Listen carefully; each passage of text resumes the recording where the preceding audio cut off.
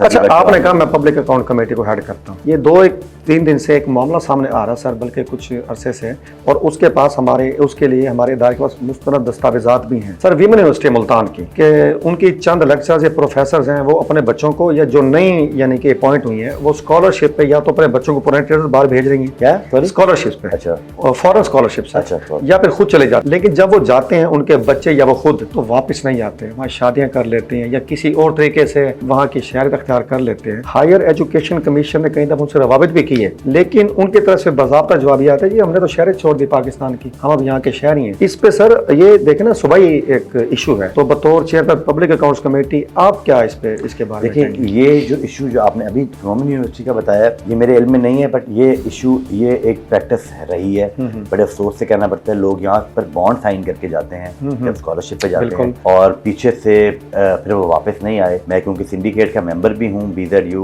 Bahauddin Zakaria university का, तो उस पे हमारे पास ये केसेस उसमें आते हैं, ये बॉन्ड साइन करके गए थे, वापस नहीं आए, और पीछे से फिर वो कहते हैं कि हमसे कोई रकम आप जो है वो ले लें और हम आ जाएंगे या छुट्टियाँ एक्सटेंड कर लें। तो ये प्रैक्टिस खत्म होनी चाहिए। इसके लिए मुझे अब याद आया कि यूसुफ रज़ा गिलानी स्कॉलरशिप के ऊपर 90 लोग गए हैं, जिसमें से मेरे ख्याल से 4 लोग वापस आए हैं। बस यानी ये इशू ओरिजिनल है। आपकी बात दुरुस्त है, ये इशू ओरिजिनल है। अच्छा, जब ये इशू PSC के पास आता है तो फिर हमारे पास ये इख्तियार है एज चेयर कि हम उसको लैंड रेवेन्यू एक्ट के तहत उसको डील करें, और हम उनकी जो हम लिखें डिस्ट्रिक्ट, मैंने एक केस में मैंने लिखा भी है, वो तो लेकिन इसका ताल्लुक एजुकेशन डिपार्टमेंट के साथ नहीं था, वो किसी और महकमे का केस था। वो मैंने लैंड रेवेन्यू एक्ट के तहत पीडा की कार्रवाई की कि जो DC साहब को लिखा कि जो प्रॉपर्टी उनकी है वो अटैच कर ली जाए। ठीक। अच्छा, अगर आप इस पे कार्रवाई करते हैं तो अगर कोई मुस्तनद दस्तावेजात आपको चाहिए तो हमारे इदारे के पास है, हम इंशाल्लाह आपसे मुकम्मल कोऑपरेट करेंगे। अगर आप चाहते हैं इसको प्लीड करना तो आप एक